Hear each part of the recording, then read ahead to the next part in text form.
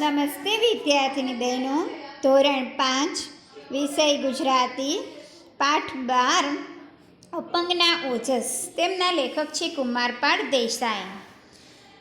આપણે પાઠમાં શું આપેલું છે એનો પરિચય જોઈએ. નાનકડા અપંગ કિશોર વોલ્ટરના લકવાની અસરવાળા પગ સારા થવાની આશા ડાક્ટરોએ છોડી દીધી હતી. છતાં વોલ્ટરે સતત પ્રયત્ન અને મક્કમ નિર્ધારથી ઊંચા કૂદકાનો વિશ્વ વિક્રમ કેવી રીતે સ્થાપ્યો એની પ્રેરણાદાયી વાત આપણને આ પાઠમાંથી જાણવા મળે છે. વિદ્યાર્થીની બહેનો, કંઈ પણ અશક્ય નથી, બધું શક્ય છે. પણ આપણે મહેનત કરવી જોઈએ અને મક્કમ નિર્ધાર કરવો જોઈએ.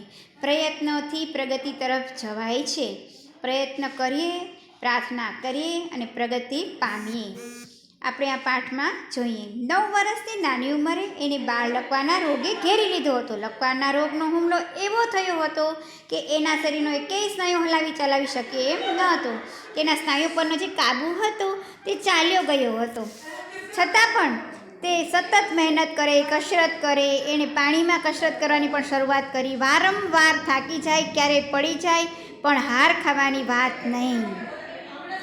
આટલા પ્રયત્નો પછી તે ધીરે ધીરે લકવાની અસરમાંથી બહાર આવી ગયો અને છતાં પણ બંને પગ નિષ્ક્રિય હતા. ઉછળવા કૂદવા અને રમવાની આ ઉંમરમાં તે ઊભો પણ રહી શકતો ન હતો. ડાક્ટરોએ વધુ સુધારાની આશા છોડી દીધી હતી. એમણે કહ્યું કે બાળક કદીય જાતે પગ હલાવી શકશે નહીં અને વ્હીલચેરના સહારે જ રહેવું પડશે, એટલે કે પૈડાવાળી ખુરશીના સહારે જ એને રહેવું પડશે. ડાક્ટરોએ આમ કહી દીધું હતું.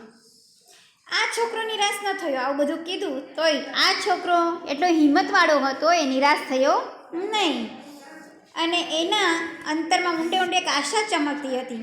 એણે પોતાના નિશ્ચેતન પગ પર હળવેથી ટપલી મારીને બોલ્યો કે પગને એમ કહે છે કે મારા શાંત મૂંગા દોસ્તો, એ વિશ્વાસ રાખજો કે એક દિવસ ચાલી શકશો, દોડી શકશો અને જાત જાતના કૂદકાય લગાવી શકશો.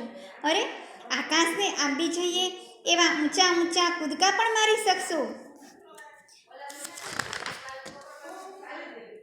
જ્યાં સુધી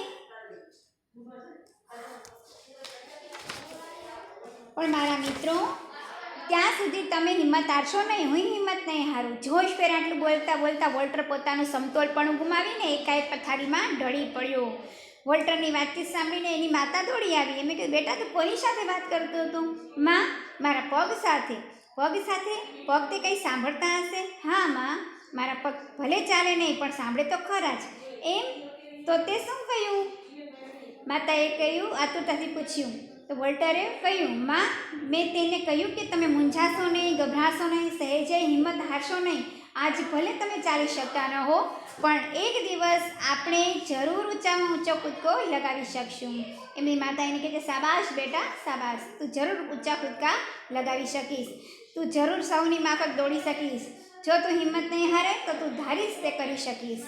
એટલે આપણામાં હિંમત હોવી જોઈએ અને મહેનત કરવાની તમન્ના હોવી જોઈએ, તો આપણે બધી વસ્તુઓ મેળવી શકીએ છીએ. કાંઈ પણ અશક્ય નથી. Everything is possible, nothing is impossible.